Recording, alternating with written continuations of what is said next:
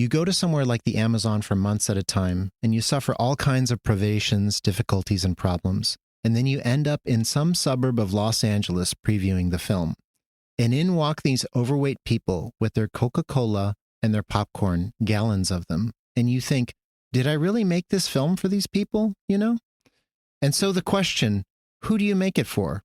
I think the answer has to be really for myself. And I hope that if I please myself, I might please other people as well. John Boorman.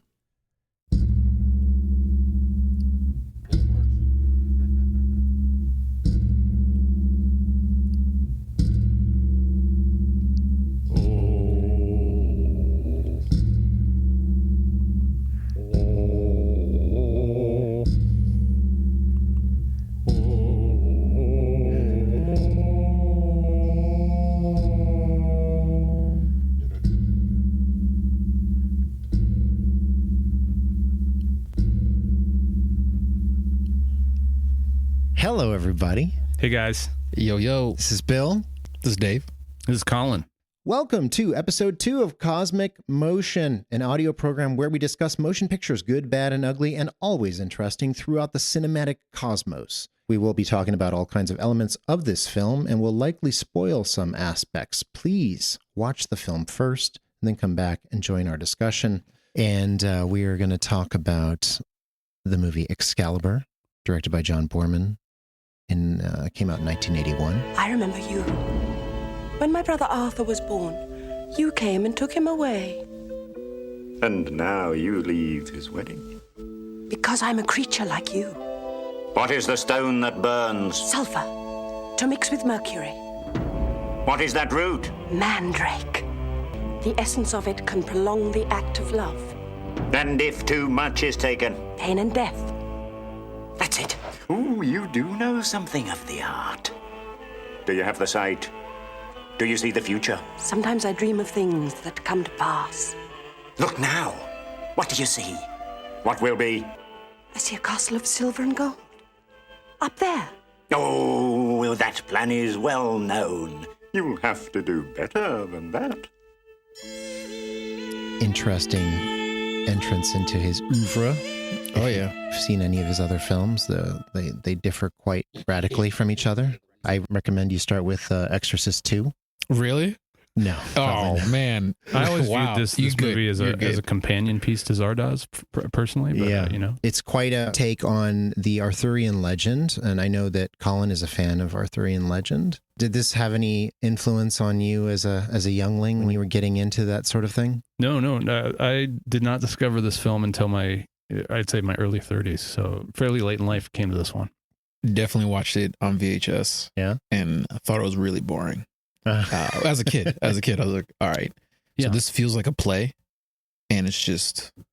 And then as I got older, I said, wow, I understand why it's like a play. Because it's very accurate to the lore. What other things are accurate? It seems like a lot of King Arthur movies are not that accurate. He's definitely, he and his co-writer, Rospo Pallenberg, were mixing different Arthurian legends and adding some biblical ideas to it and kind of coming up with a new gumbo to put on screen.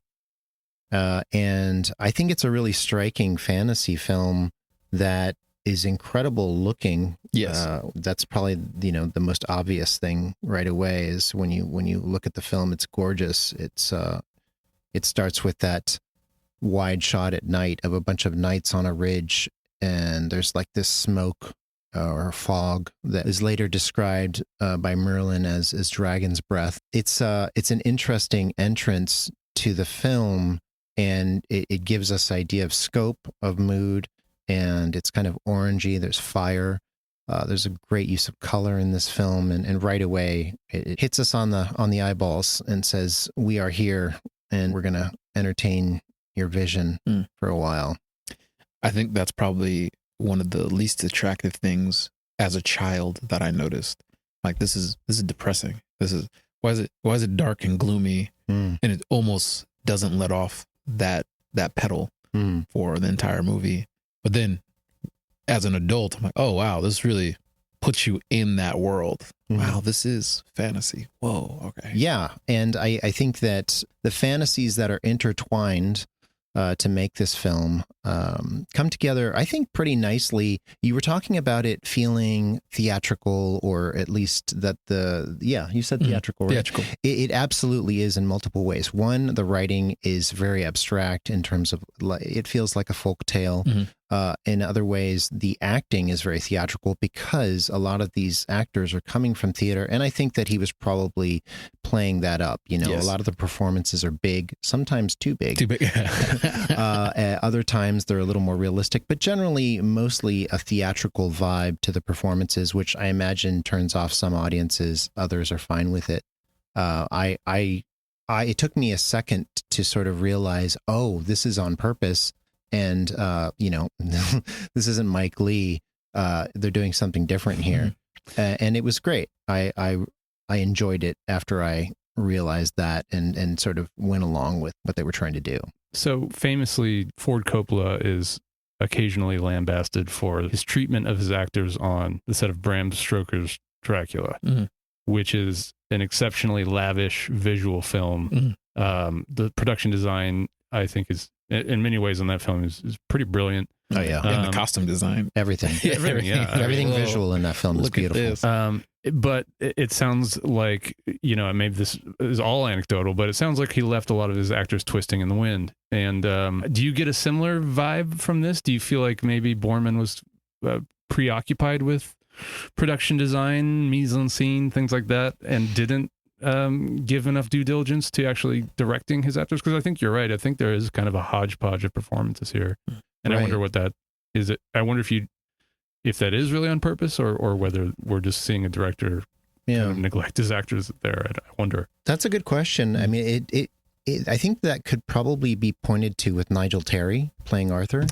Definitely at times, like when he's younger Arthur, he gets pretty big, and I understand he's playing this guy, I think was 35 at the time. He's playing everything from a teenager all the way to Arthur's death. And he does it visually very well. I think he actually looks very young at the beginning, and at the end, he looks very old. But as far as the acting, yes, it's a little bit too big right at the beginning, and maybe some of that could have been drawn back by Boorman. Maybe he wasn't paying as much attention. I do know that in the casting, he was being a little manipulative by casting Helen Mirren and Nicol Williamson together because they had acted together in a play. And I think was it Macbeth? I don't remember the play, but I know where you're going with it. Yeah, and they didn't get along. It was really a fraught version of the play that was performed, and then Boorman absolutely used that to have Mirren play Morgana and Williamson Merlin. Well, see, the way I heard it, though, was the reason that they didn't get along is because they absolutely wanted to devour each other's genitals and didn't get the opportunity to, or they thought that they each had a crush on one another, and each thought they were rebuffed by the other. Wait, really? Yeah. I didn't know that. This is what I heard. Now, this could just be IMDb trivia talking. But, but that's what it sounds like, and I'd like to live in a world where that's the reality. So that's what I'm going with. Well, and Mirren said that they when they worked on the film, they got along. So they went from being enemies or whatever, rebuffed lovers to actual friends, I guess, because Mirren wound up starting dating who? Oh, the hammer-dicked himself, Mr. What? He's famously hung. He's famously hung. Liam Neeson himself. He's got a canon. We celebrate it. He does have a canon of work, and we should celebrate that. Talking about his baby arm built. But yes, Helen Mirren and Liam Neeson started dating during this film, and dated for years. They were together for years. Yeah. And this is where it began. And famously, this film put a lot of Irish actors on the map and some English actors because they shot in Ireland. Near where the director John Boorman lived. So it actually introduced the public to Ciarán Hinds, Gabriel Byrne, Liam Neeson. Famously, Pierce Brosnan auditioned, did not get in the movie, but later worked with Boorman on Taylor of Panama. Yeah. And then Patrick Stewart Yes. who's English, was also he calls this his first major film role. Wow. A lot of talented people, particularly out of Ireland, were introduced to the public in this film, which is nice. It was also written in Ireland. Oh, I didn't know that. Yeah, it took 6 months to adapt the trilogy Oh, cool. into one. And I think that's actually part of the reason why it feels a little bit forced. Like they're trying to do too many things, and then the time, like, whoa, wait, hold on a second. At what point of life? Okay, kid, adult, end of life, Right. and then the events and adventures in between seem a little bit. Yeah. This could have been split up. Well, yeah, I actually, that's interesting. When they first wrote it, it was a 3 hour, it was going to be a 3 hour movie. Eventually it wound up being a 2 hour, 20-minute rated R movie. They made a US PG version that's 119 minutes. And, Disgusting. but mostly the R-rated version is what played theatrically in the United States and abroad. On HBO back in the day in the early 80s, what they would play is they would play the PJ version during the day and the R version at night. Which Awesome. I thought was pretty funny. That's cool. Yeah. Because there was quite a bit of nudity and, Of course. and some crazy stuff going on in the movie. Oh, yeah. And not just nudity. The director's own daughter's nudity, which that's got to be a weird, that's weird. day at the dinner Oh, table, man. I right? was going to talk about that. What do you think about that? Because that was like when I found that out. So the daughter at the beginning, who Gabriel Byrne goes pretty hard at, Yeah. that's John Boorman's daughter. That's weird. That is. That's right in front of him. Just What, right. do you, Yeah, that's- what do you talk about? You know, you're sitting around, you're eating the casserole after a long day's shoot. You're know, there what with is- your daughter and your yeah. wife. You're just honey, how was work today? Like, yeah. what is I that? can't even imagine. Yeah, that's. And well, not only that, but he gets her to dance. He gets her to do a pretty lascivious dance. Mhm. And there's a very funny visual, and I love it's. I really hope that it's intentional. But all the knights are doing this thing where they're all kind of pounding the table with their fists, and it just evokes like a. You know, anytime you see like a Looney Tunes cartoon or whatever, like a wolf just like, you know, pounding the table. Ahooga. Yeah, exactly. The ice Awooga, cream. awooga. Yeah. And so Totally. I really loved that visual. Maybe not for the right reasons. It was great. And so she, to clarify, she plays Igraine, and her name is Catherine Boorman. And yeah, it is a bizarre thing. Absolutely, Colin, that he did that. But I mean, she's great in it. But what a strange thing to direct your own daughter naked and having sex with another actor. But you know, it works in the movie. Dario and Asia Argento have done it. Maybe a few times where there's some interesting things happening in those movies. And Daddy's directing. They're a more free-spirited family, I guess. What can I say? They are. Should we go over the cast, guys? Please. Should we talk about, because that is a highlight of the film in addition to the visuals. We have Nigel Terry, as I mentioned, playing Arthur. Helen Mirren playing Morgana. Nicol Williamson. Am I saying that correct? Is it Nicol or Nicole? I prefer to go with Nicol just for his sake. I think it's Nicol. I'm going to call him Nicol. Yeah. Nicol Williamson playing Merlin, which is the highlight of the film, probably acting wise. For me, certainly. Absolutely. What an incredible performance, and not forced, not usually not very grand, but just always on point. And that's also persuasive as someone who's a mentor or a leader. Yeah. That would be like that. Right? But he's strange. He's strange in just the right way. He's Merlin. He's very weird, and it works. He's dark and strange, and at times he laughs, and you're like, that's kind of creepy, man. Nicholas Clay playing Lancelot, which I thought he was great. I haven't seen him in a lot, but I thought he was fantastic. I believed him as being the virtuous, amazing-looking Lancelot. Sherry Lungi playing Guinevere. Paul Jeffrey playing Percival. Robert Addy playing Mordred. Gabriel Byrne playing Uther Pendragon. Uther. Liam Neeson playing Gawain. And of course, Patrick Stewart playing Leon de Grance. Peace stew. So, you brought up Nicol Williamson and his performance. Like, he does this thing with his vocal register where he's just all over the place. Yes. And it's magnificent. It's insane. Yeah. He goes really high sometimes, and it surprises you. Like, whoa, where'd that come from? So imagine as a kid, you're watching this, like, why is it? This is an adult. Why is he just? Yeah. Why is he acting like that? What is he doing? You just kind of have to go with the theatricality of these performances. You either like, now I would say, for all the love that we give Nicol, I would say at times I might have asked him to try something different personally, but like 95 to 99% of the time, it's amazing what he's doing. There were a few moments where I thought that might be a bit odd or much. And to Colin's earlier point, I'm not sure if Boorman was giving a lot of input or not a lot. I mean, generally, I think good directing is not having to give a lot of input because you cast well and just getting out of the way. But, sometimes the actor might need a comment like a little more, a little less. Why don't we go left or right here? Overall, he's amazing. Right. And this one is a little bit harder to talk about than maybe, last week's episode, where this is such an ensemble and it's not really kind of character driven. This is a culmination of a lot of different talents coming together in an interesting way. Right. And I guess at that point, you kind of have to trust that they're all bringing something to it, because there's probably just not enough time in the day, especially if you're working on a scene where you've got 400 extras and pyrotechnics and things like this. So, right. To your point, Bill, I think, maybe you do just have to kind of trust that your actors have it together.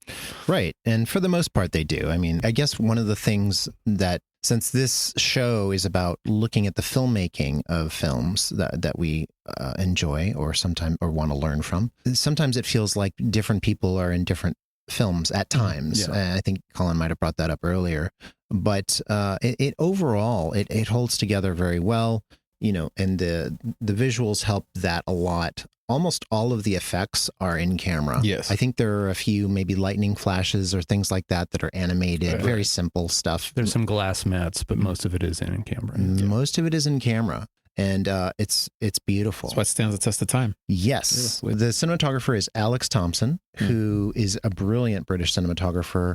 Also, for film fans, wound up shooting Fincher's Alien 3. No way. Yeah. Wow. After Cronenweth sort of dropped off the project because he was dealing with Parkinson's.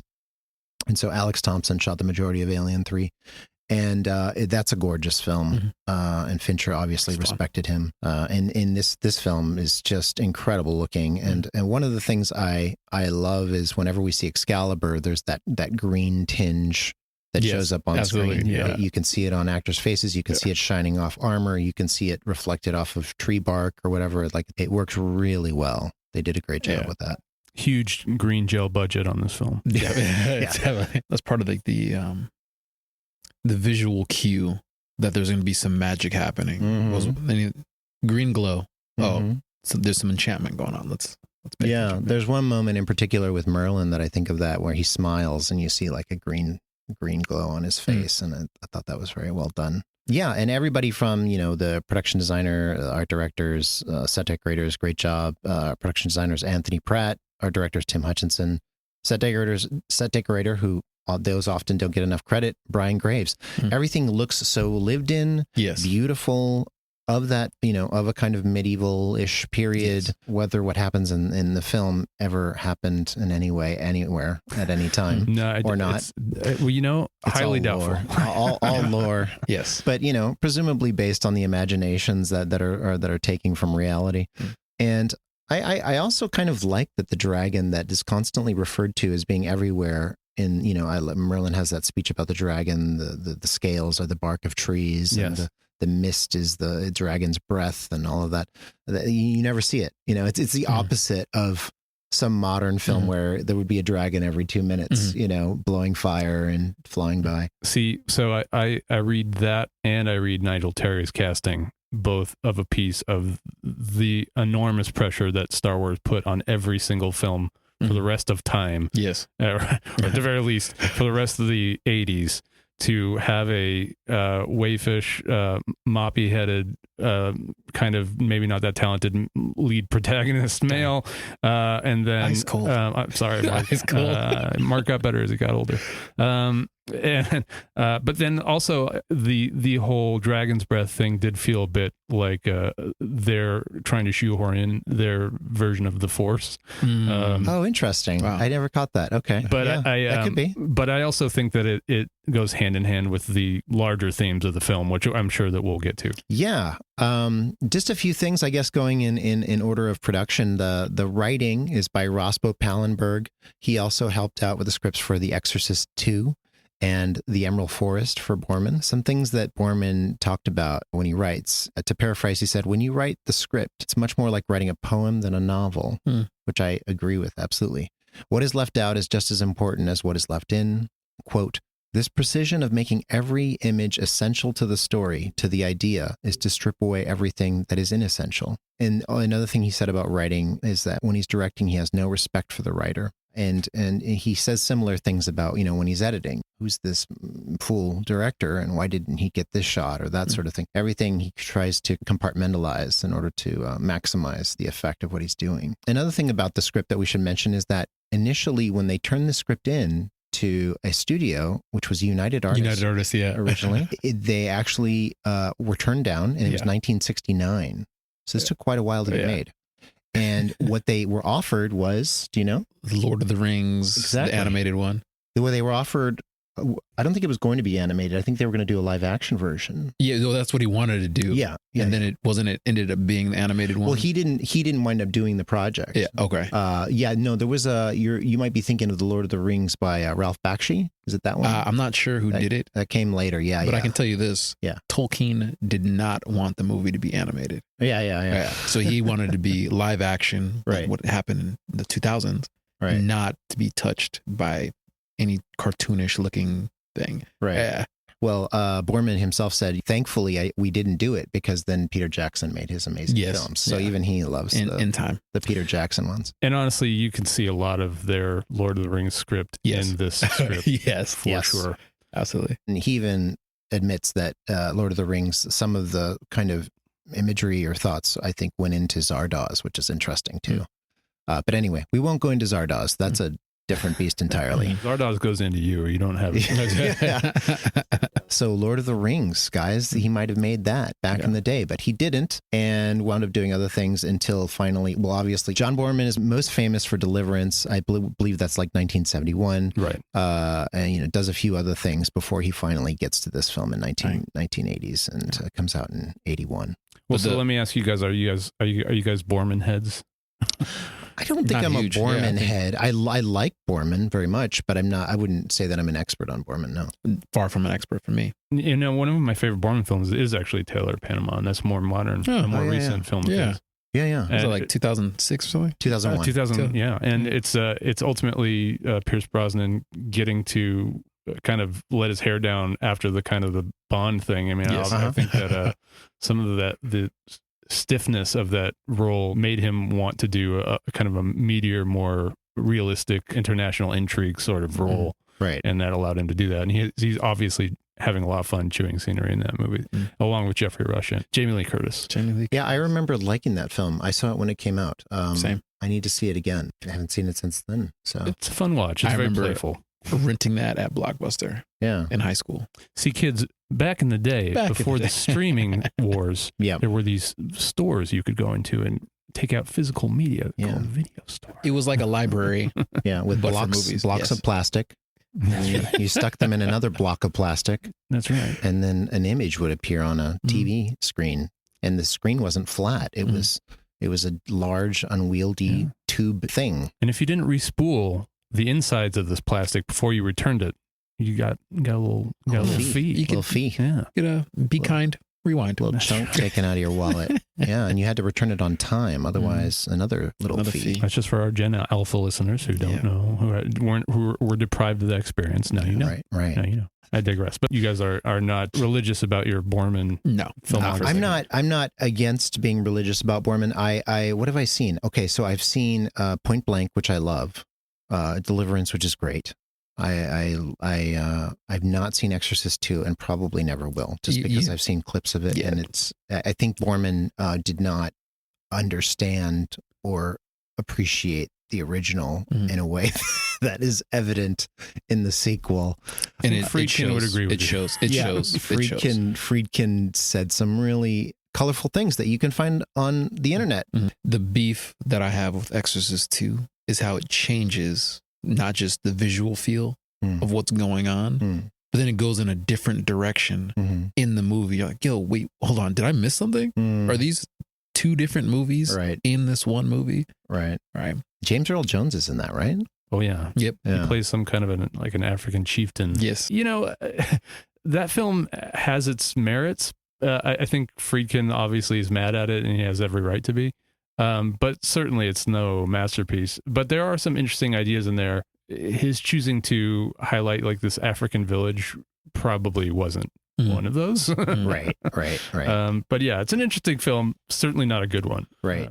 Okay, so we come to the 80s. Orion Pictures winds up producing this movie, and it's distributed by Warner Brothers. Comes out April 10th, 1981 in the U.S., July 2nd, 1981 in London. It opens in the rest of the U.K. July 5th. And it does well. Yep. It opened at number one. Yep.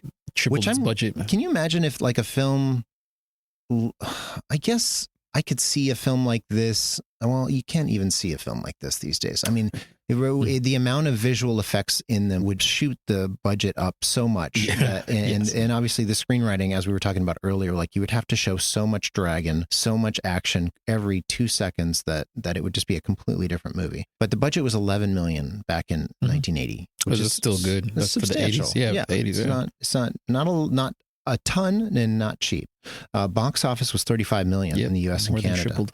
Yeah, that's a hit right there. It did well. It did Domestic. very well. Yeah. Which is interesting because this movie came up on another podcast that will not be named that Bill and I are familiar with, and in it, someone was discussing this as not a lesser known Boorman film, but I believe that in that podcast the subject was lesser known works by great directors. Mm-hmm. Yes. And I do feel like this film hasn't survived the test of time in a way, because it's certainly not on the tip of everyone's tongue these days. But it set the tone for the genre, and that's why I think it inspired a bunch of different things that were in like real world fantasy, like Conan the Barbarian, just anything with someone swinging a sword, right? This is what came out, and to compare it to Star Wars, it's like, okay, that's a space sci-fi fantasy. What happened on Earth side note, they don't ever mention England. It's called the land, the great land. Like, it's all there is. It's King Arthur. It's Merlin. I know who these people are.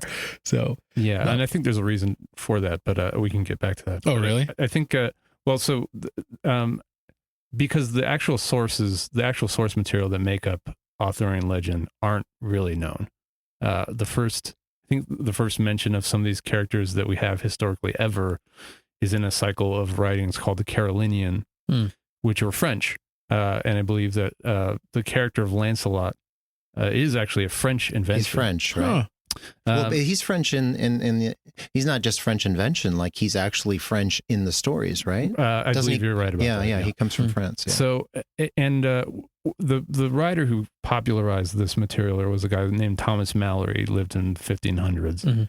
And a lot of historians refer to him as a hack writer because they say ultimately he didn't approach this with any kind of artistry. All he was doing was chronicling oral history that was the culmination of several centuries worth of stories that have been passed down orally. So it's really difficult to pinpoint the source of any particular origin of any of this myth. And now obviously interject some kind of biblical philosophy in there, and we could get very Joseph Campbell with all of this. But I do think that ultimately it's just a mishmash of different mythologies from different parts of Western Europe. Got you.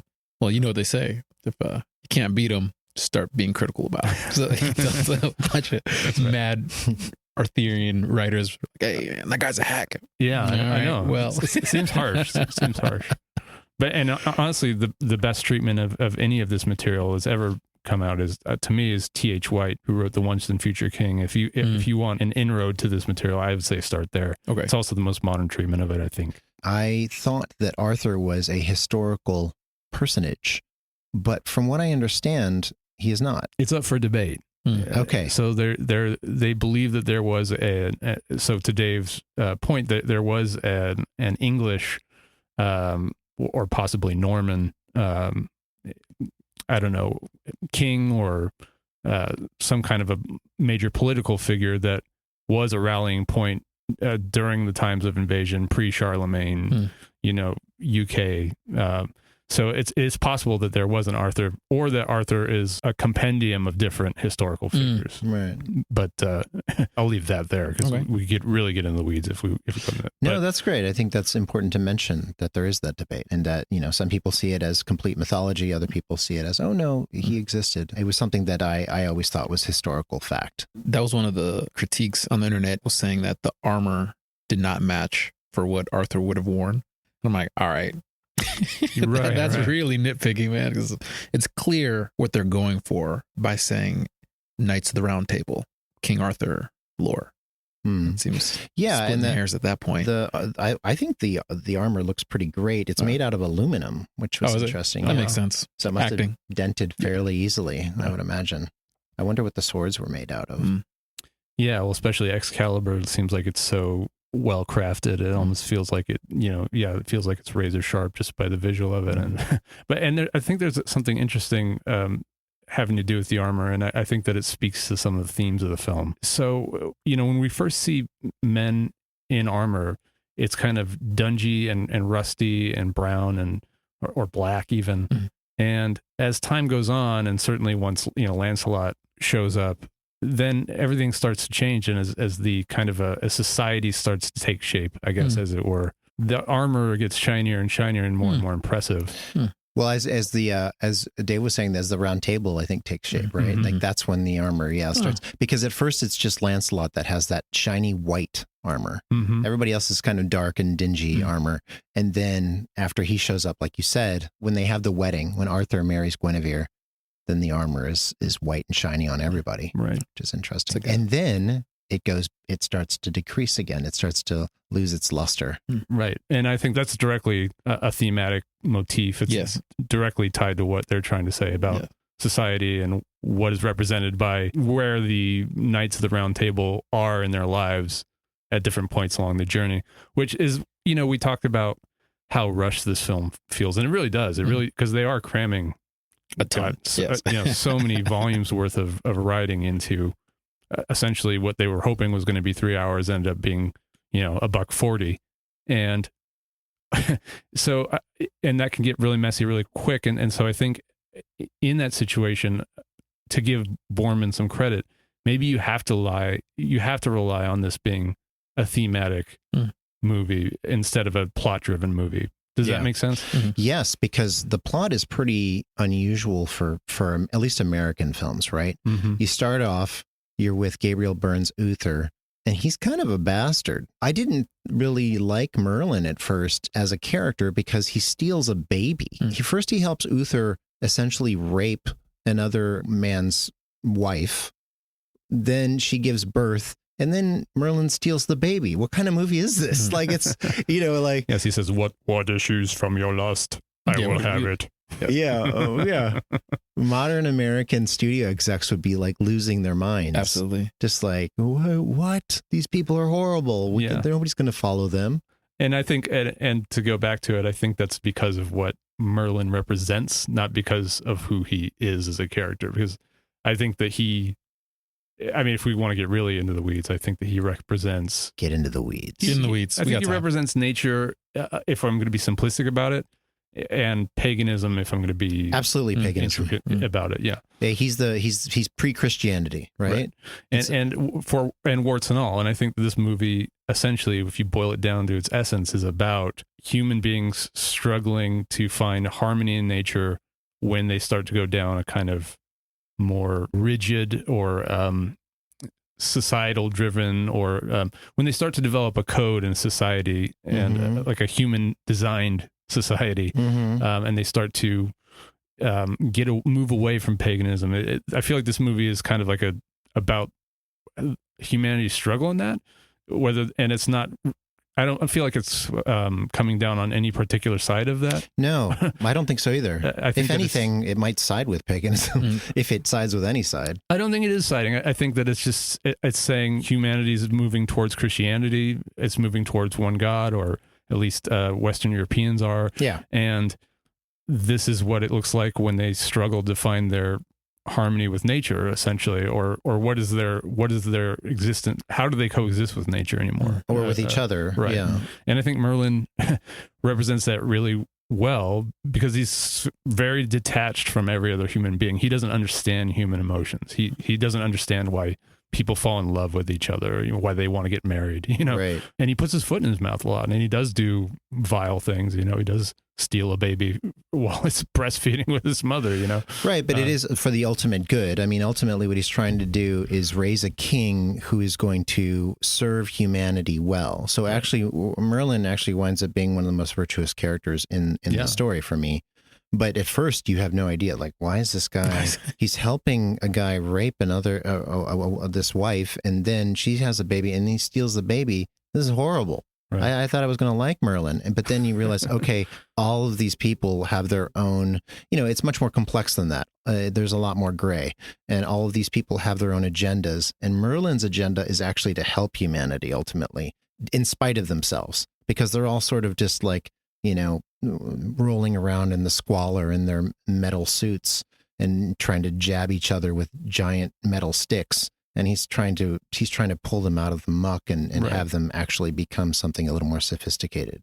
But that's the question. Do the ends justify the means?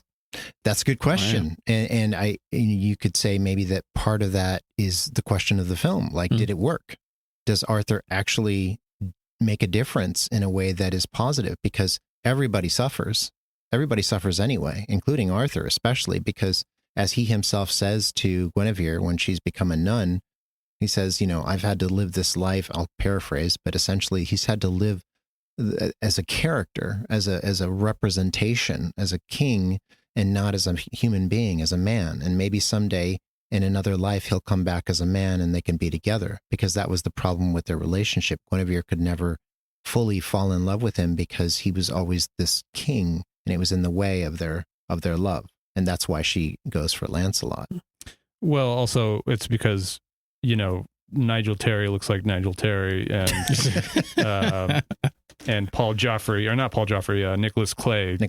Looks like Nicholas Clay. Yeah. So that doesn't hurt. All I'm saying. Yeah. Nigel Terry, I think I liked his acting more than you did. The only part that I question about his acting is really the early on stuff.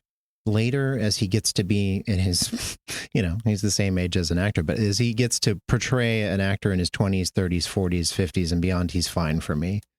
But, yeah, I'm hard on him. I think that his only, you have to ask what he's given to do, and ultimately he's supposed to imbue stoicism for 90 minutes, and I can't blame him for that. Yeah, and the stoicism he does better than he does the child, the adolescence. Yeah, I think it's hilarious that he's taken away from his parents, who he thought his father and his brother. Like, he thinks that's his father and his brother, and literally within seconds he's chasing Merlin, asking him, "What do I do? What do I do?" And it doesn't really make any narrative sense. But if you're going to go along with lore and mythology and that's this sort of timeline of the grand scope of things and the amount of time that they have to tell the story, then you have to just accept it. Emotionally, it makes no sense though. Like, what about dad? What about brother? I mean, they do eventually come back to him, but I think I wouldn't go running after Merlin right away. I would probably be with dad saying, really, this king thing? Am I really going to do this? Why would that's what a contemporary American grounded film would do. Right. We're so used to quote unquote grounding everything. This film does not care about grounding anything. It's all up in the air and floating and ethereal. Well, so I know that this is not a show where we want to kind of trace the arc of a plot point by plot point, and I agree with not wanting to do that. Yeah. But I do think it helps to kind of trace some of the events to kind of keep us grounded. So I mean, ultimately the film opens with Uther, who basically rapes Igraine. Mm-hmm. They give birth to Arthur. And this could all be the machinations of Merlin, as you say. And then Arthur pulls the sword from the stone, the iconic scene that lives throughout pop culture history. But at that point, he becomes the king, and he takes it upon himself to try and better society, essentially, or to create a society, I guess you could say. Yeah. And that's when we're treated to a whole cast of colorful characters, the Knights of the Round Table. So I got to ask you guys, who's your favorite knight? Who you getting on the horse with, man? I prefer, I think, Patrick Stewart Peace do. And I mean, I like Lancelot a great deal. I also like the fact that he's a sad character because he can't be defeated, and that saddens him. He has no match until he meets Arthur, and then Arthur uses the power of Excalibur, and Excalibur essentially defeats Lancelot, and then they have to. There's that whole moment they have to the sword breaks, it goes in the water, and then the lady from the lake brings it back up. She says, "You're not done yet. Here's the sword again." Okay. Also a Nepo hire, by the way. Oh, is that one of the Boormans? That's another Boorman daughter. Okay. She gets to keep her clothes on in that scene. Oh, well, almost drowned, I suppose. But Dad, can I keep my clothes on? All right, but we're gonna half drown you. Right. But what's I actually have to ask you, Bill. When did the Monty Python quest for the Holy Grail come out? Oh boy, is it before this? I think it was. It is before 70s. this. It is not long before this, but it is before this. Yes. So did either of you guys get shades of the Black Knight whose limbs get hacked off from that scene with Lancelot? Thou shalt not pass. Oh yes, that's good. I know I didn't think of that. That's a good comparison. Absolutely. I felt like any minute, like he would just be reduced to a limbless guy on the ground. You thought he was going to cut Arthur into pieces? No, vice versa. The flesh one. Yeah. I thought Lancelot was the Black Knight surrogate, and then anyway.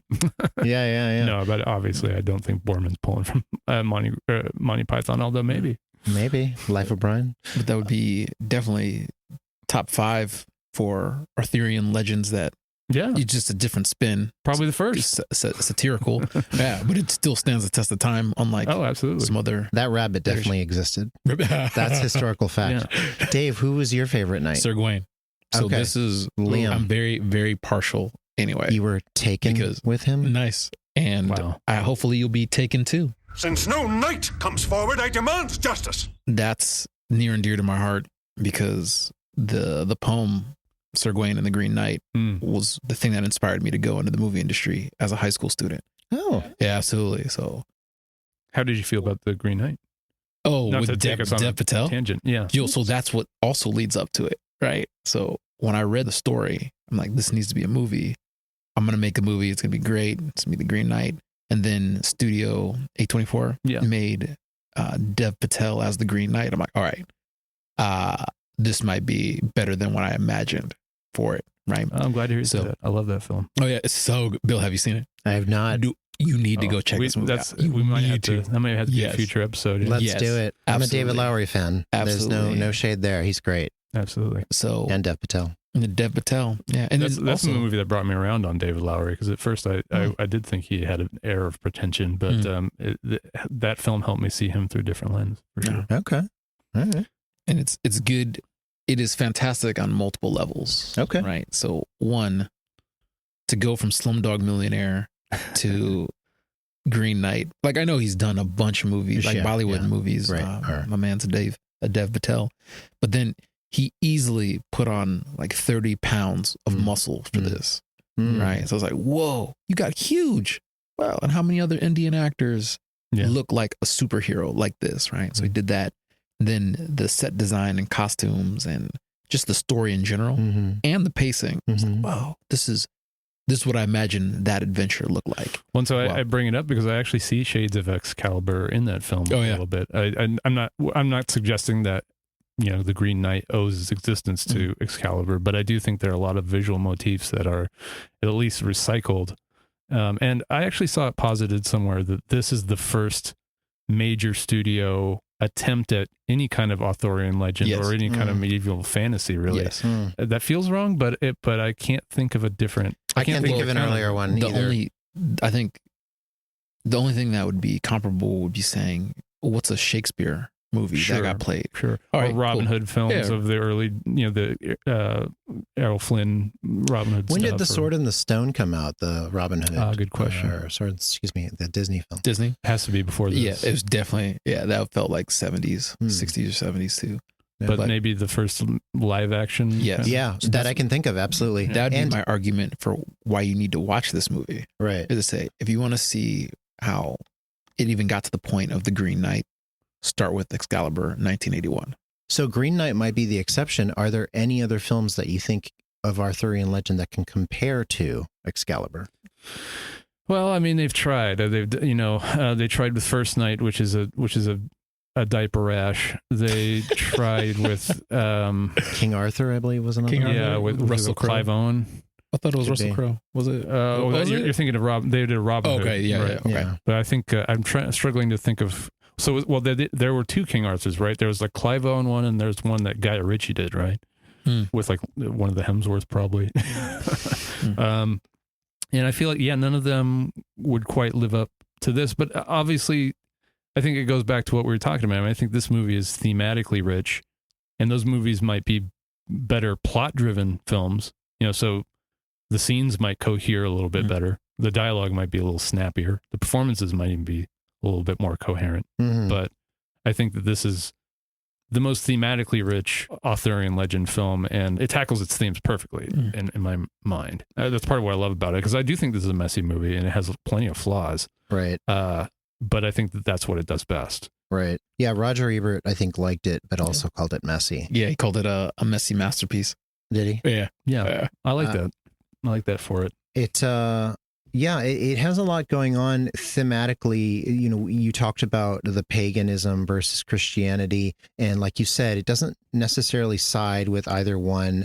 I think it shows us more of the paganism, even though Christianity is in there, and it's definitely a transition into Christianity, and they're sort of trying to pull their pagan souls into a Christian world, maybe.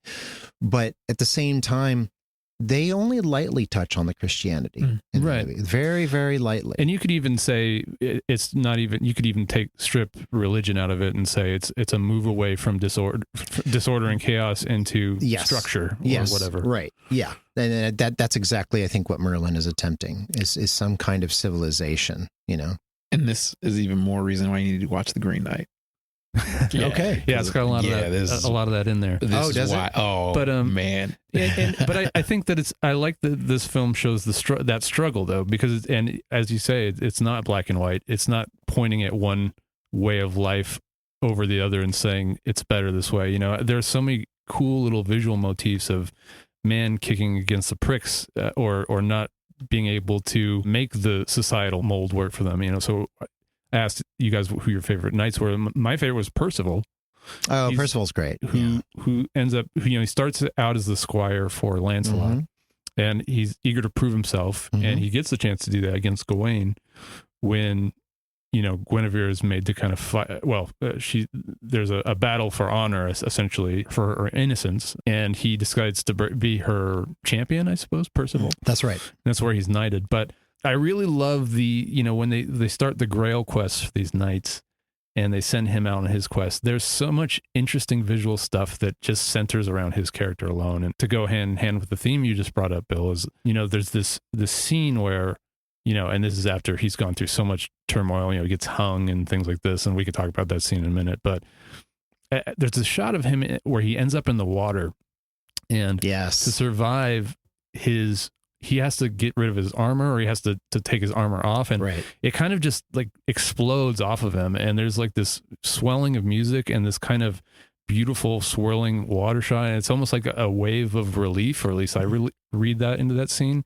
It's almost like it feels like a character reconnecting with nature and stripping society off him, and that's what brings him back to life, essentially. I might be reading way too much. No, I'm with you. It's an epiphany. Yeah, he's definitely stripping something away when the armor comes off. Yeah, and maybe it's the ways of the knights. He's getting rid of what preceded, and he's going back to the humanity that he has. This is exactly the same thing I should say it parallels in The Mission with Robert De Niro when he has his armor and he's dragging it up the mountain. Oh, that's a great and one. then he just drops it, and he's like, becomes a new man. Way to connect the dots. My dad loved that movie. Solid, man. I have to be honest. I don't think I've ever seen it. Go check. Oh man, Roland Jaffe. Okay, it's in the queue. We might do that one. That has an amazing score by Ennio Morricone. Yeah, it's just bonkers. Incredible, absolutely bonkers, and it's beautifully shot. Well, so that leads to an interesting question. How do you feel about what Boorman's doing with music in this? Because I'm sure there's got to be at least a half a dozen music cues that both of you guys recognize in there. Well, so the big one for me is the Wagner that I think is the most powerful cue in the whole piece that he uses over and over again, and I think it's probably been used in a few films. Yeah. It's Siegfried's funeral music. Mm-hmm. That one. No. Is that one Wagner? It's the one you're talking about, Carmina Burana. That's right. I think. You're right. That's You're Carl Orff. Yeah. Yes, or Orff. That is the name I was looking for. Yeah. Carl Orff is Carmina Burana O Fortuna, which is extremely popular. Mm-hmm. But obviously used early here. No, but yes, I know the Wagner score that you're talking about now. Yes. The Wagner is the one that goes. Yes.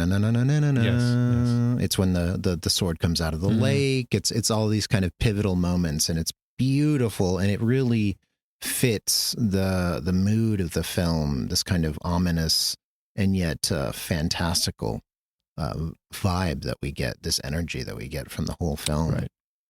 That's an interesting thing about the film is that it's kind of melancholy. Ultimately, there's hope in it. Absolutely, there's hope in it, but there's a lot of positive things that happen in it and characters that win, but there's a lot of struggle and death and losing and people being horrible to each other. It's yeah, and you mentioned, and I appreciate the mental exercise you were doing, Bill, because you imagine what happens if they try to make this movie today, and it's like, Arthur gets the girl and he says, "Yeah, fuck that dragon," and then he drives away in a Corvette, and Rage Against the Machine plays as the over credits. Totally.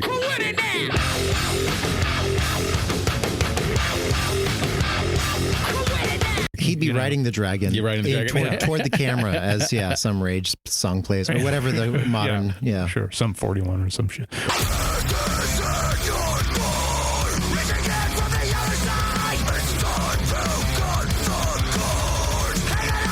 Whatever. And that's just, we don't need that. We don't need it with this story, right? Or it doesn't do anything for these characters or for this lore, and right. that treatment. Whereas this gives you something to chew on, even if you're not happy with where it ends. I can tell you nothing. My days are ended. The gods of once are gone forever. It's a time for men. It's your time. I need you now. More than ever. No. This is the moment that you must face at last, to be king alone. Absolutely. It does ask you to be patient as a modern film viewer watching mainstream films. And this was, a mainstream distributed film, but it's certainly not in the tradition of mainstream storytelling of modern cinema. Obviously, it is in the tradition of mythological storytelling. This person does a bad thing and then they do a good thing. And it goes back and forth. Who is Merlin? What is Merlin? It's up to you to decide. They don't hit you over the head with it. And I think that's what made it so hard to take in the first time that I saw it, because all these characters had stories. Right. And Sir Gawain is the perfect example of saying, oh, look, here's his backstory. Here's his other side adventures. So all the other knights would have had the same thing. Merlin too, but I defer to your wisdom on the Arthurian lore, because I don't actually know the other stories of those knights, but I feel like they all have their own. Yeah, no, they do. They all have. Some of them have their own dedicated books. Yes, and but I mean, and I don't think that you should beat yourself up for feeling that way as a child. We're not trained as children to look for subtext or to look for deeper meaning, or at least maybe we feel it, but we don't have the lexicon to give words to. We don't know how to describe it. It might be something we feel, but we don't really know how to reach for a deeper meaning necessarily. Well, the whole thing that I'm going for is like, if I had never read a comic book but just knew the pop culture of Marvel, and the first movie I saw was Endgame, I'd be like, all right, broad stroke, who's the main character? Well, it's an ensemble, right? Right. So, chivalry and knights. Okay. Hold on. I feel like I'm missing some things. Well, yeah, that's why I do it individually, and I'd probably be up to speed, It doesn't help that we don't have Gawain's own solo adventure that leads us into this, and this doesn't get to be the sort of the Avengers of sword and sorcery. But I do think I actually think that this movie does a good job of kind of intimating what everybody's motivations are and what their backstories are, and I don't feel too lost without that stuff. But I do. There are characters in here that I would love to see given their own feature, and I mentioned Percival. I think that his story alone takes up so much time, and to me I think it's the most visually rich aspect of this film. But I want to see P. Stew and what his philosophy is and what drives him, other than he's got the hot honor essentially. But the Knights of the Round Table I think that's obviously a set of myths that's persisted for so long because there is such a rich tapestry of characters. They do take time to give at least various knights, if not all of them, some kind of story significance. And P. Stew, Patrick Stewart's story significance is loyalty, right? He sees Arthur take the sword from the stone, and he says, "I saw him draw it from the stone. He is my king. He's the king, and I will follow him anywhere, and I will battle anybody." And he literally is the first person attacked. His castle is attacked, so then Arthur needs to gather the knights and go fight with him against the other faction that wants to take the sword from Arthur and take the kingdom. And then Gawain is fighting for virtue, right? He's saying these two are cheating on Arthur. They're Lancelot and Guinevere are having an affair behind Arthur's back. So he is also trying to be virtuous, but in the sense of exposing adultery, which at that point is still unfounded. But I think Morgana is putting it in Gawain's ear, literally. Yeah.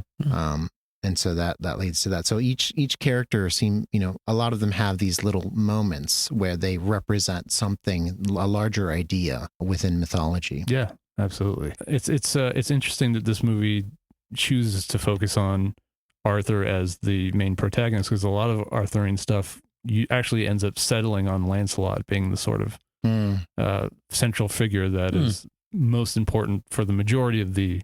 Obviously it makes sense in a lot of ways. He's the action hero of the piece. He's the nobility. He's the bravado. He's the sword. He's the greatest knight in all the land, etc. Right. And I talked about this a little bit before, but I think Lancelot's character is kind of fascinating and very well played by this actor who I don't know, and I want to explore his filmography. But the fact that he is so skilled, so strong, so such a fighter and so virtuous, that he doesn't have any equal until he brings a bad side of Arthur out, because Arthur is used to getting his way every step of the way, and instead of going around Lancelot, he says, "No, I'm going to best you," and the only way he can do it is through Excalibur. Okay, so that happens, and then Arthur regrets it, and then luckily Lancelot is still alive. Arthur gets Excalibur back fully formed. But the wonderful thing that they do here is that Lancelot loses everything because of his love of Guinevere. So in Shakespeare, it would be his tragic flaw. He does everything right, every single thing. He is the most virtuous of them, except that he genuinely loves Guinevere, and even for the longest time doesn't act on that until she literally throws herself at him. And, and he puts out a sword. I love that moment when he puts out the sword to keep her away, and she puts it to her stomach as if to say, "Well, then kill me." Oh, he puts out a sword. All right. No, you're right. Yeah. And so then he gives in. He can't resist any longer. And then of course, after that, there's one of the best things to happen in the film story-wise for me, or images, is that Arthur puts Excalibur between them, thrusts it into the ground between them. They wake up and they both feel horrible. She goes to a convent, and he just becomes essentially a bum. I think he just roams the land, ranting and raving. I remember that scene where he's ranting at Percival, and I was like, is that Lancelot? And then he starts saying, "Lancelot, Lancelot, is that you? We need you." I thought that was great. There's so many shortcuts that are taken, and usually I would be bothered by them, but they do a great job in the film of taking story shortcuts. Sometimes it's a little jarring for me. For instance, the portion that you talked about with Percival, I do like it. At the same time, the whole idea of the Grail quest, it doesn't quite work for me because I don't understand what is happening. And I think without reading, about this mythology, I think most people are going to be a little confused. What happened? He keeps talking to, I guess it's Arthur, saying, what have you learned? Is that what he asks? I think a really simple way to describe it is like Indiana Jones and the Raiders of the Lost Ark. Mm-hmm. That's the relic of what held the 10 Commandments, the rod of Aaron, the manna, right? Well, he literally goes for, is the Holy Grail the same as the Grail Quest? Well, watch this. That's in the third one, yeah. But that's the thing. Yeah. So that's the original, like, we have to be on mission to find this legendary artifact. Mm-hmm. And the cup, the Grail is what Jesus, that's what it is, but it's a chalice. Yes, it is. That's used by Jesus at the Last Supper. Mm-hmm. So you're going into this time from Jesus having walked on the earth to dying, to if you're Christian, if you're Catholic, he rose from the dead and is who he says he is, but then people wanting that for its power, right? Mm-hmm. So it's the same thing, the Nazis wanting to get the Ark. It's like a totem. It's a totem. Yeah. So they're going for that. So would you say the Grail Quest is a power grab, or it's a lust for power, but yes. Maybe is it misplaced? Or? That's actually the beauty of it, because it's a reflection of the person's heart who's going after it. Okay. Because that's exactly what Mass is. Catholic Mass on Sunday is representing that moment. So do you feel like this movie is doing a good job of representing that, or do you think that this is kind of a messy approach? Well, the representation almost speaks for itself in terms of saying we're going on a quest for the Grail. Because the backstory that people would know it would go as deep as they did their research, right? So that's why I think it speaks just in genre. Oh, what is this? Oh, King Arthur, Knights of the Round Table. Well, why are they important? Are they just good fighters? Are they? Well, what happens if they go to Japan? Are they going to be able to defeat some samurai? That's not what they're asking. They're saying, oh, right. What's their purpose? What are they going for? And the mission is to get this Holy Grail, and then be given unlimited whatever the desire of the heart is, right? So that's why it goes across the genres whenever you mention the Holy Grail. Right. So I think in this story, if I understand correctly, they want the Grail because the darkness has fallen on the kingdom. Arthur has fallen into poor health, and he seems to be in this kind of like almost stupor, the whole malaise. Time. And Percival and the knights are looking for at least 10 years for this Grail. Okay. And then Percival goes to Morgana. She tricks him along with Mordred. And a whole bunch of knights if we're going to take that tree at face value. Yeah. Right. Yeah. They kill a bunch of knights and hang them in a tree, which is interesting. They do the same with Percival, who it's actually, that's kind of a wonderful moment in the movie. Right. Did you want to describe that? Well, so they string him up with, and he's kind of, he's hanging from a tree along with, the corpses of, I'd say at least a dozen other knights. Yes. And it's a really striking image. And, he's kind of having this, I don't know, a hallucination or something while he's kind of in the process of choking to death. Slow strangulation death. And the thing that saves him is the corpse of another knight, specifically the spur of his boot or his heel is, cutting into the rope as, so Percival's kind of having this, fleeting moments of consciousness, and that's what ends up saving them. I think that's... Yeah, he imagines that he is on isn't he like at a drawbridge? Right. And then he climbs on the drawbridge, and then it's closing, and he's going to fall to his death. But actually, when the spur cuts the last bit of rope that he's hanging from the tree, he actually falls to his life, to his safety. So it's ironic. It's kind of like a double moment there. And in that vision, in that hallucination or vision, whatever you want to call it, he sees the Grail, and he hears this big booming voice behind it, whether that's God or whatever that represents. Yes, I'm sure there's interpretation. Ultimately, it's Arthur in his vision or dream. Mm-hmm. It could be God portraying Arthur, but ultimately they reveal the voice to be Arthur himself. Right.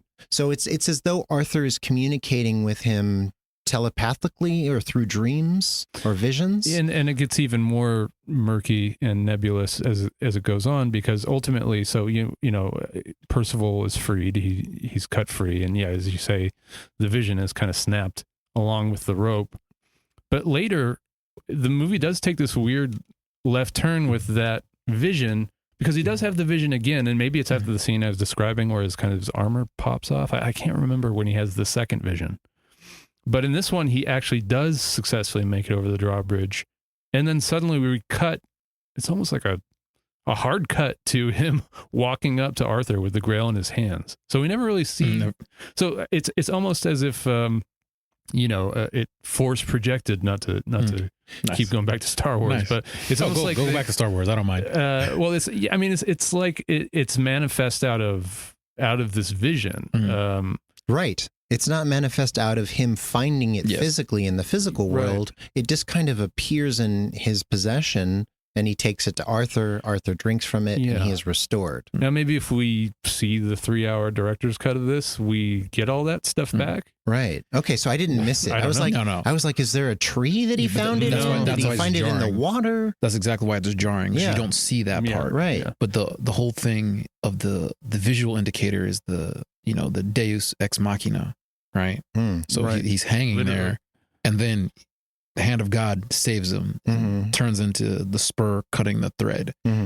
It was problematic for me. Maybe it could have been established more clearly that he gets it in this kind of dream realm or vision realm, and then I would have been satisfied. I'm fine with that. I'm fine with the idea of that. I just felt like, why does he suddenly have this Grail? No, you're not mistaken. That's to me is like where I feel like we're missing Nicol Williamson the most, is because I feel like if he, and obviously, they're being loyal to the source material, having him bound up in this trap. And that's kind of what allows Camelot to fall into this dark age or whatever it is. Right. But I do want a kind of a mystical narrator or some kind of a person with the omniscience that his character has, to say to us, he discovered it in a vision, and the vision manifest and realized, just something like that. And maybe that's simplistic of me to want that, but I'm with you. That makes sense. Or do it better visually, because I felt like visually they didn't even communicate that clearly. If you're holding the chalice in the vision, if it's given to you by Arthur, or it appears in Percival's hands, however it happens,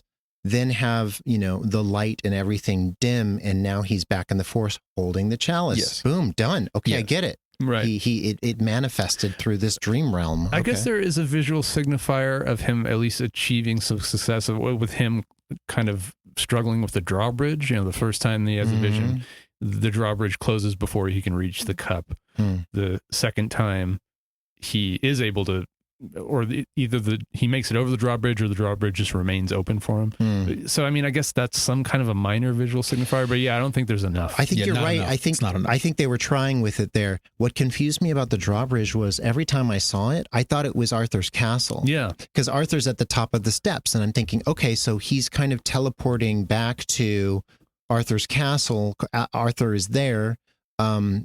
So then why, if the chalice is there, then why is he, why is he going anywhere? Yeah, because Camelot has this, they do this, and it's a very Boorman-esque look, where they've got these kind of mirrors on the walls, or the walls are made out of this shining metal or shining reflective substance. And the castle in that vision has that. So I just assumed that it was Camelot that he was. So yeah, it's a very murky attempt at that part of the story. And if we want to stretch, we might say, well, the whole idea is that he never had to leave, that the Grail was there all along. Right.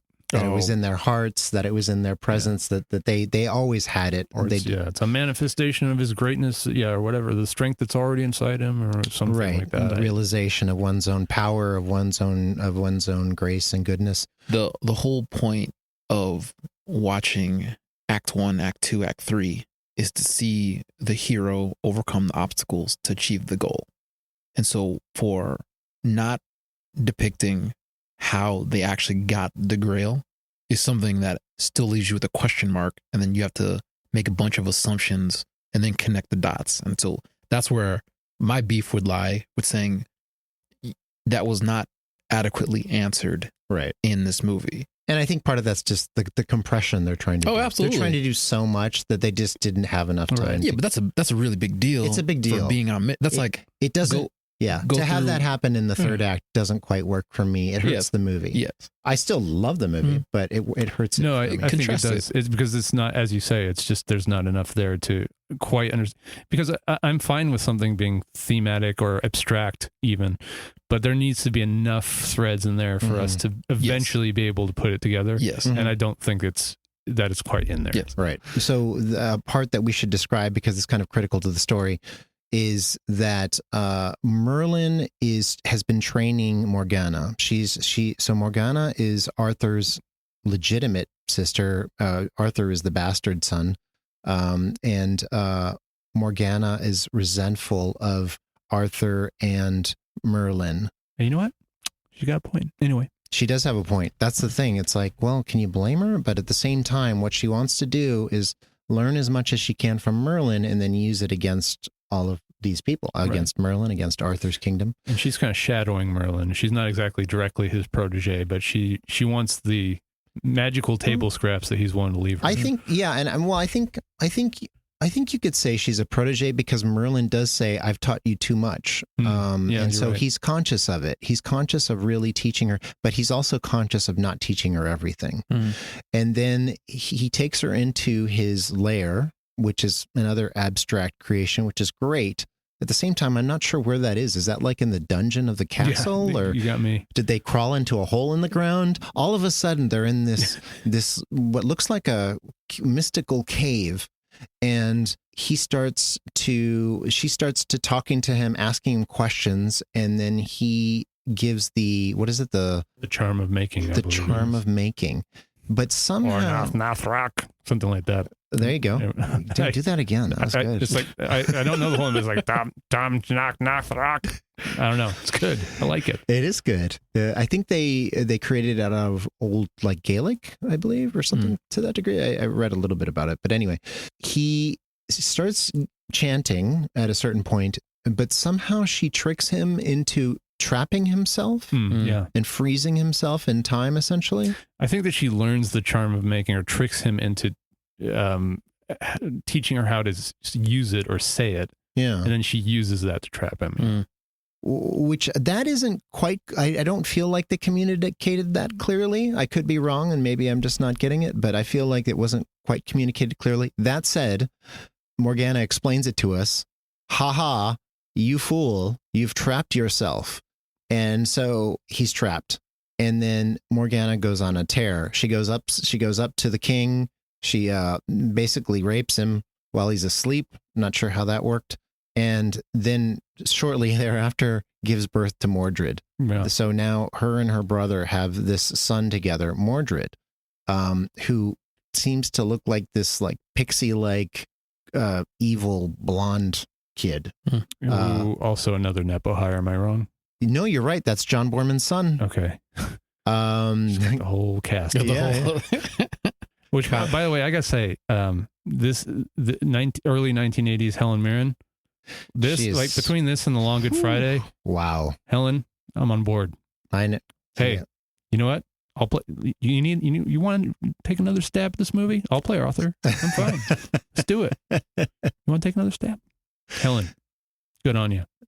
Colin is available well, as he's not available, but we won't talk about that. Well, no, listen, if I were not so happily married. Yes. Although, you know what? I feel like I think even my dear wife would say, you know what? You gotta go out and get this. That's your pass. No, but no, she's doing quite well for herself. This version of Helen Mirren and Long Good Friday of Helen Mirren is like, holy Christ, incredibly attractive in this movie. Yeah, she's, in my opinion, the most attractive female in the film. She's just gorgeous, and there are a lot of Sherry Lungi. You hear that? If you're still out there, sorry.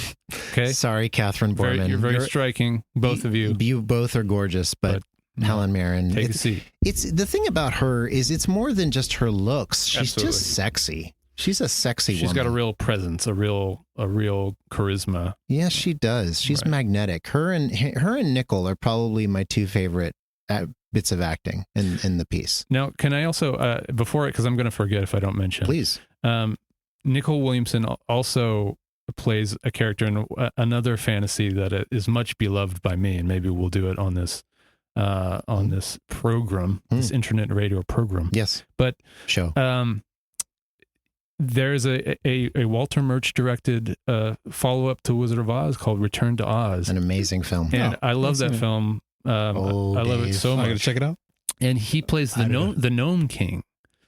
And with that booming, beautiful register that his voice has, and he's so good in that. Okay. And anyway, I just think that if you're yearning for more Nicol Williamson after this film, go give old Return to Oz a little revisit. I saw Return to Oz again about, now maybe 10 years ago at the Egyptian. Nice. I had seen it when I was a kid, but I saw it a second time.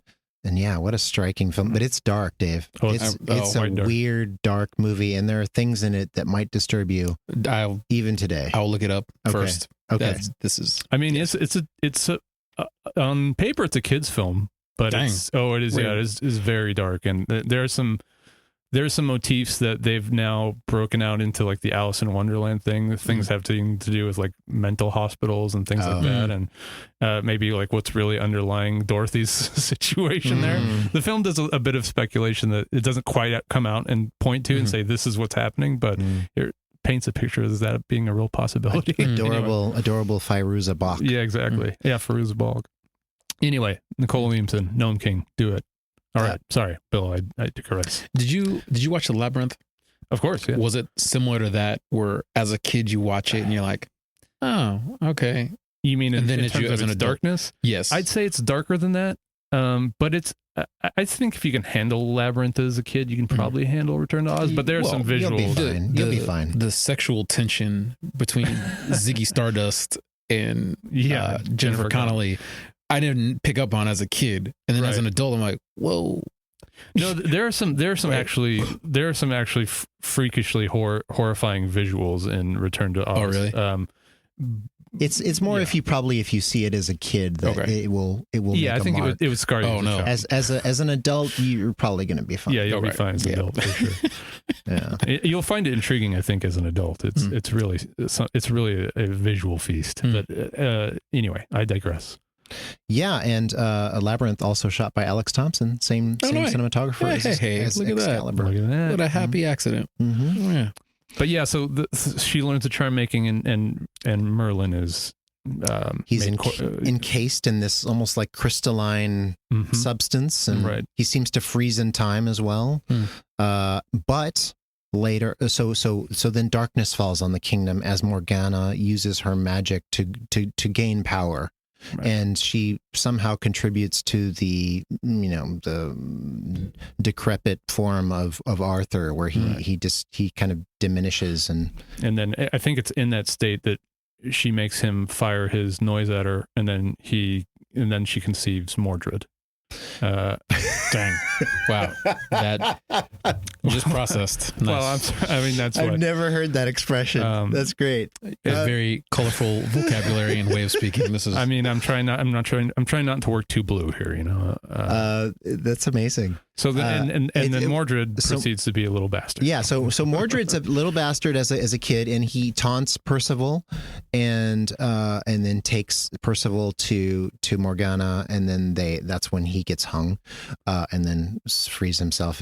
Is freed, etc. Percival is rather kind of passive character in a lot of ways, but that's fine. He's still a valiant and noble character who sticks up for the right things at the right times.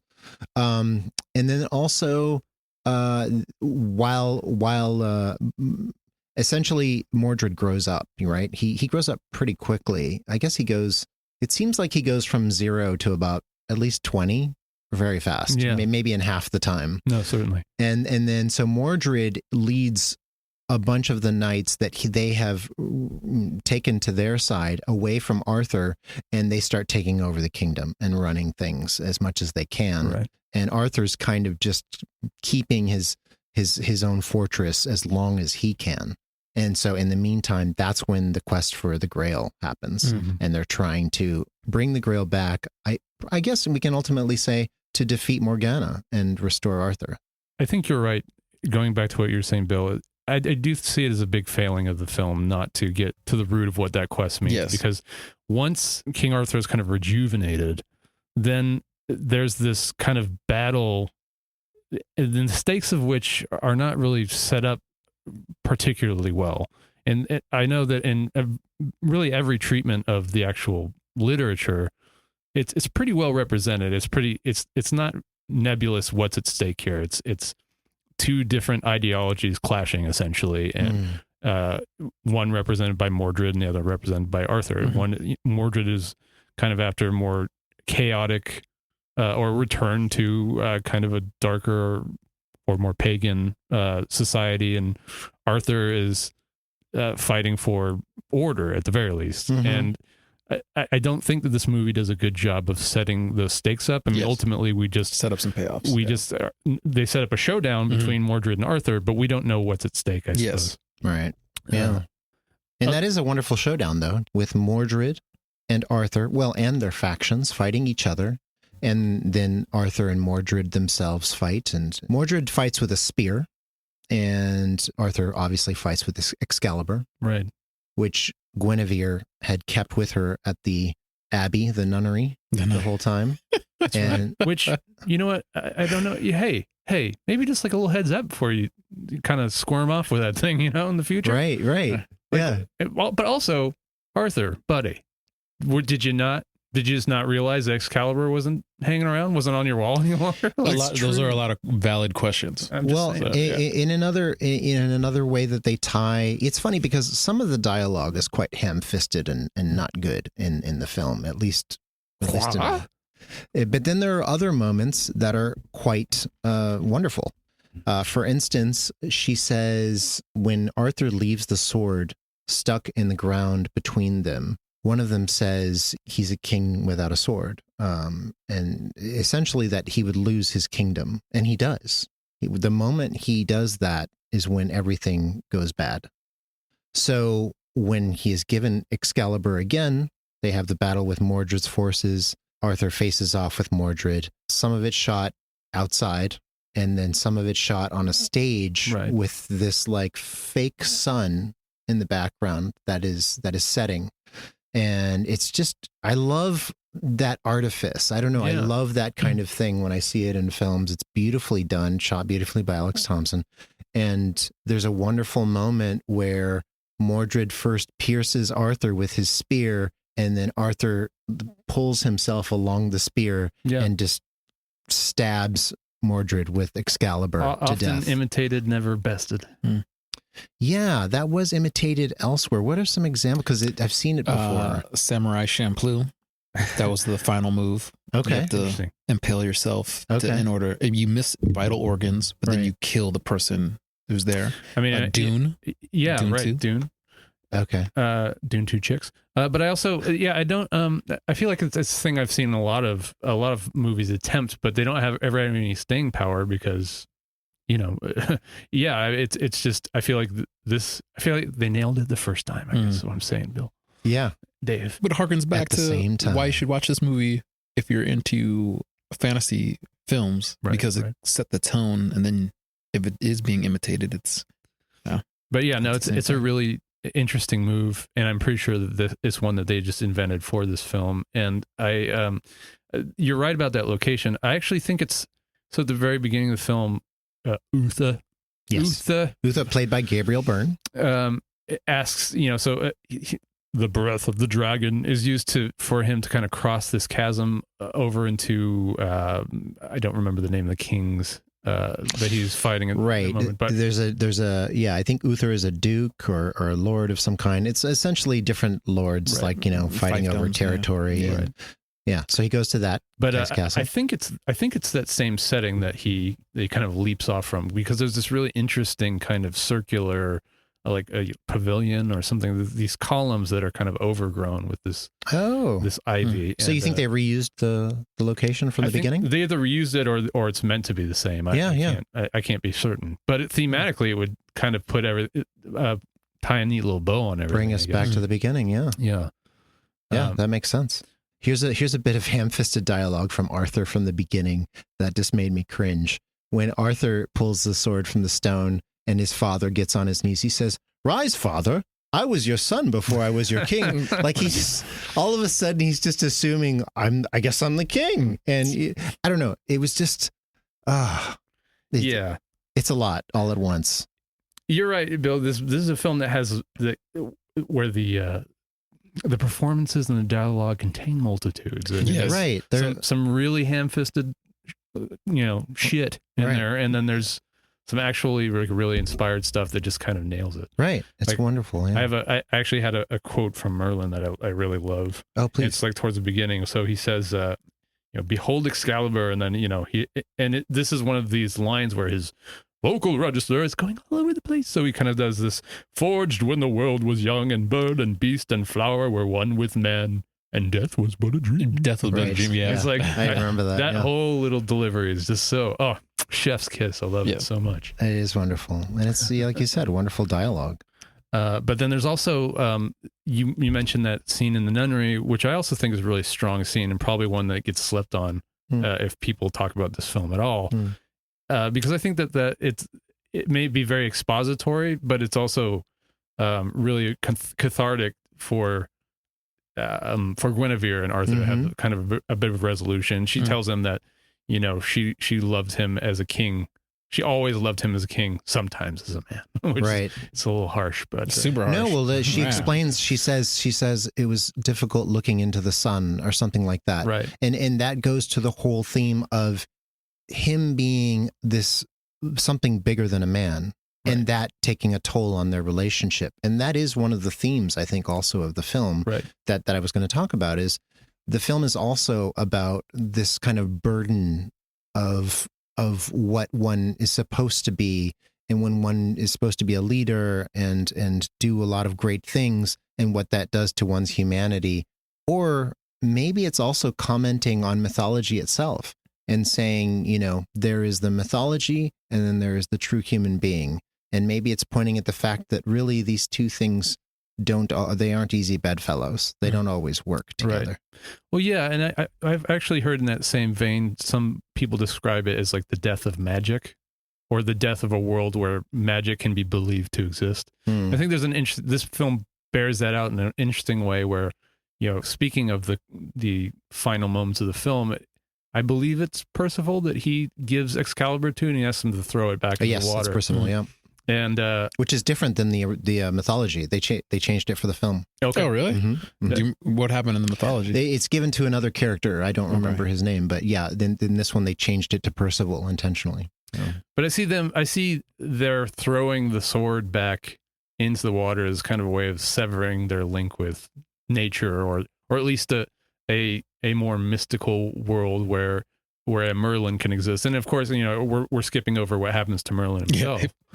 Yes. Where, if to go along with our Star Wars theme, he turns into a force ghost. Yeah. He turns into a force ghost. And I was wondering if he was going to be freed physically from that crystalline, entrapment that he has, but he isn't. He just becomes a force ghost, and he helps get rid of Morgana by he pulls a shining on them, and suddenly she goes from being this very young, beautiful woman to this older, less beautiful, maybe missing a few teeth woman. Yeah, he room 466 there. Or what's the room? 213, 237, 230. Yeah, 237. There's room definitely 237. Where did I pull 466 from? Anyway, that might be from Star Wars. He room 66. He room 237's there, but I'm being reductive as describing as a force ghost. He becomes. I see it as him becoming an idea, or him becoming I see it as his ethos or his what he represents becoming more important than his physical manifestation. And it almost feels like ideas winning over. It feels like a way of repudiating Morgana without somebody literally coming in and slicing her head off. Well, that's just the thing, isn't it? It's interesting that the way Morgana is defeated is through this kind of mystical realm, right? And the way that Mordred is defeated is through the physical realm. So everybody sort of gets their comeuppance in the sort of area that they operate normally. It's not like somebody comes and stabs Morgana. which wouldn't be as poetic, wouldn't be as interesting. Right. The editing, I think, is quite wonderful. Well done by John Merritt. Apparently, Don Camburn did some uncredited editing. Don't know how much that was, but John Merritt is the editor. And I will say I definitely had whiplash between this week's episode and last week's episode in terms of editing. But anyway, go back to our world's greatest sinner discussion to hear what I'm talking about. Originally, the film, as we talked about, was supposed to be around 3 hours long and was cut down to 2 hours, 20 minutes. So that's quite a bit of hacking. And I'm curious, I haven't seen any deleted scenes. I don't know if you guys have. But no, and this is actually one of the... It's a rare movie that I own on physical media, and there is a commentary, which I'm dying to listen to. Awesome. Though. I think we've lost a lot with physical media, but that's a topic for a different episode, I suppose. Yeah, we can invite a physical media person on. There's no end of them in this town. And absolutely. Okay. And when Boorman edits, he's constantly cursing the inadequacies of the director, which I think I mentioned, which is pretty funny. Music. So this is a kind of an integral part of the film for me. We talked about it a little bit. Right. Wagner and Orff. Wagner, there's the Prelude to Parsifal, Prelude to Tristan and Isolde, and Siegfried's funeral music, which I think is the most important piece for me. That's the da-na-na-na-na-na. And then there's the Carl Orff, Carmina Burana O Fortuna is used in it. But Boorman says, I always make the film in such a way, I'm going to paraphrase. I always make the film in such a way that it doesn't need the music. If you don't need it, what is its function? He says it creates a kind of atmosphere rather than leading the emotions. So he's not trying to hit you over the head. He's not trying to Mickey Mouse it. He's trying to add a kind of atmosphere. And I think that absolutely does it here in this film. Right. The composer was Trevor Jones. Did you guys have any thoughts on the music? Well, I think it's beautiful, and they've obviously selected some iconic pieces. That Orff score is one that was used in virtually every film trailer between 1993 and 1997. But it's also, this is the first time I can think of it being used in a film. The first example of I can think of it being used, and I think it's really stirring. But the Wagner stuff, and I know that Wagner is a problematic figure, but love the work, hate the jerk. There's so much beautiful and appropriately used music in this, and I think that you nailed it with the funeral piece. It is really tonally perfect for this. There's a bit of intrigue in there. There's kind of aural allusions to some kind of a darkness, but there's also kind of a hopeful theme at the end of it, and it's used really well. Well, let's talk about Boorman as a director. I was listening to some thoughts that he had and about his career early on. I guess he knew he wanted to be involved in film. He was inspired to tell a story with a camera by films like Stroheim's Greed or Griffith's Intolerance, two early silent films that are important to a lot of directors. And he didn't necessarily think he was going to be a director. He thought, well, I just want to work in the movies. I don't know what I want to do. And he became an assistant editor. And then he became an editor. Did you know this, Colin? I did not know that. So he was an editor, and he said he would have been totally fine to remain an editor for his whole career. But something happened. He was hired to direct and edit some short documentaries. And he started making those, and he was starting to direct, obviously. And they grew into feature documentaries. And then he became frustrated with the limitations of documentary, and that's how he got into fiction narrative. So it was a real, natural progression. The evolution. It wasn't a guy who was like, I love this director, I love this film, I want to be a director. Not at all. Is Point Blank his first kind of recognizable major feature, or is there anything that precludes that? In my mind, it is 1967. I can't think of anything earlier that is as well known as Point Blank. Right. Now I know that he follows that up with Hell in the Pacific. Pretty sure the only reason I ever saw it was because I aim to be a Toshiro Mifune completist one day. Oh, that's wonderful. I'm only about a quarter of the way there. Sure. I love Mifune. This is somewhere in the middle of his career, and I feel like his most important work maybe is probably before this, or at least his most wildly hailed work, which includes Zardoz and Deliverance. And I know that we joke about Zardoz, but I think that movie captured the imagination of a lot of people when it came out. I like Zardoz. I obviously I think it doesn't completely work. It's a bit messy, but it has a lot of worthwhile ideas, and it is imaginative, and it's taking big swings. I think this is something that I like about Boorman, is that, if he fails, he's going to fail hard. And that's kind of wonderful, especially in today's world where, studios are so risk averse and filmmakers are so risk averse. Yeah. This guy was, making films with major stars that were insane. Like, Zardoz stars Sean Connery, for crying out loud, one of the biggest stars in the world at the time. Yeah. And he's wearing like a red, I don't know. What is that? Like a diaper and a bandolier, essentially. And it's like, it's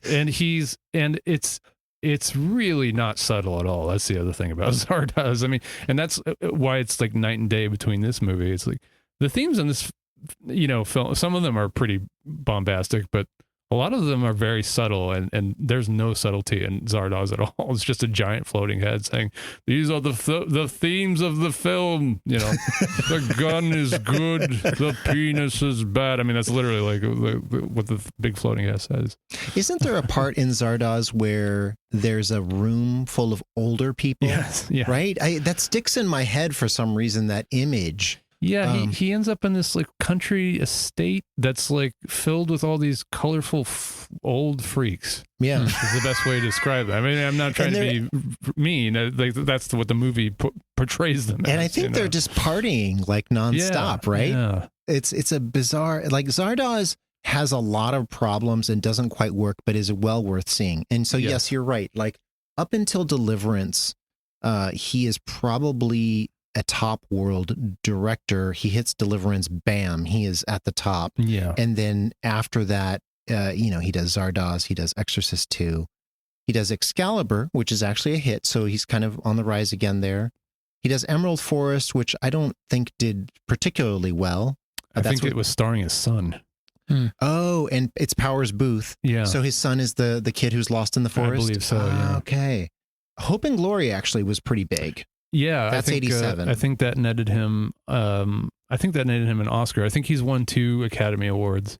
One for that, and the other one I don't know what. I guess it would be for Deliverance. Deliverance, yeah.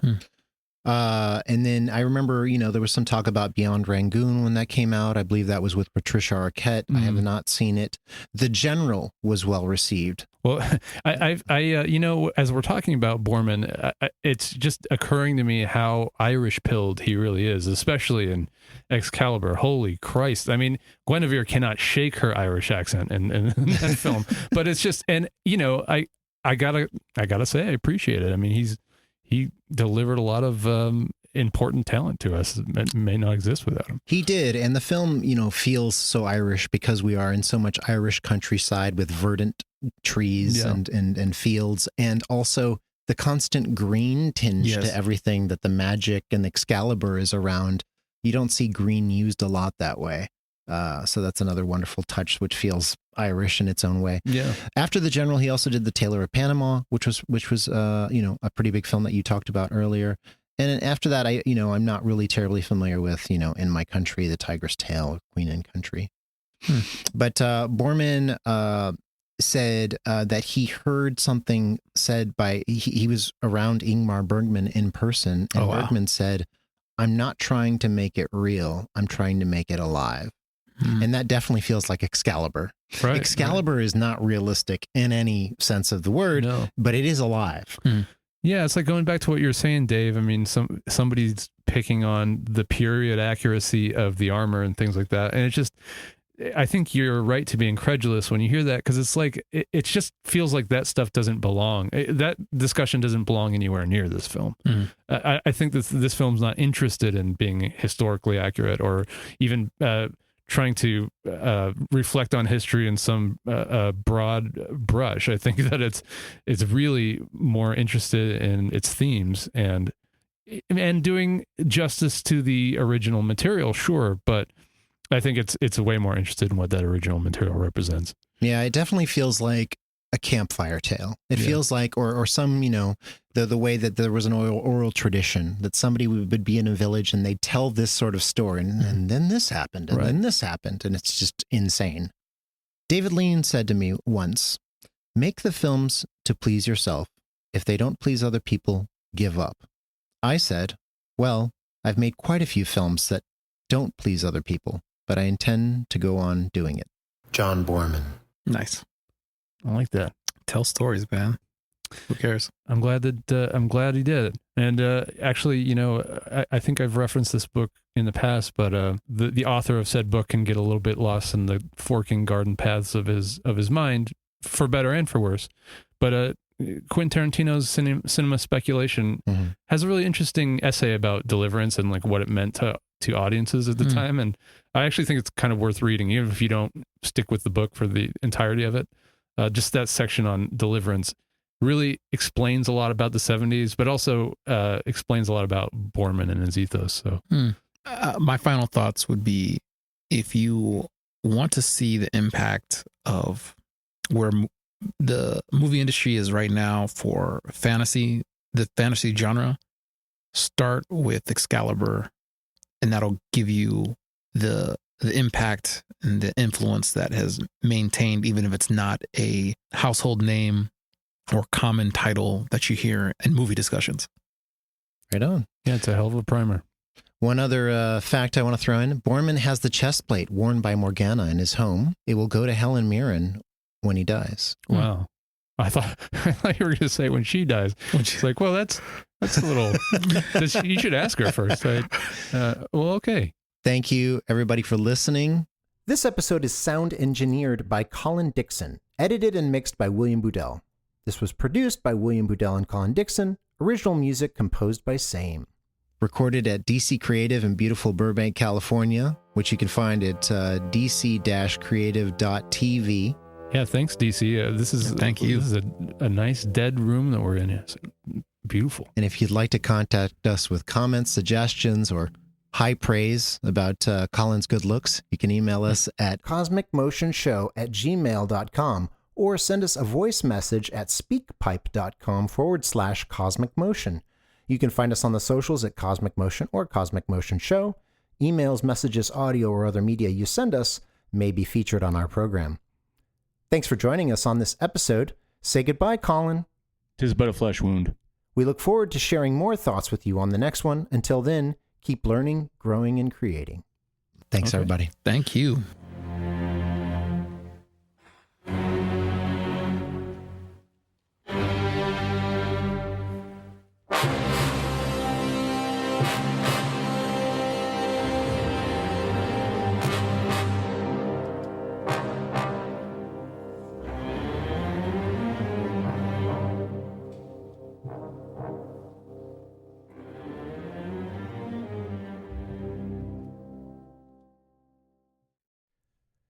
Here's what some people are saying about the Projection Booth podcast.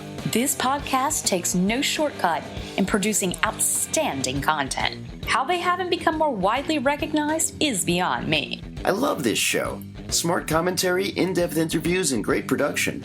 It's obvious how serious these guys take their podcast and bring that next level of professionalism that anyone would be hard-pressed to match. The Projection Booth podcast, with new episodes available every week at projectionboothpodcast.com.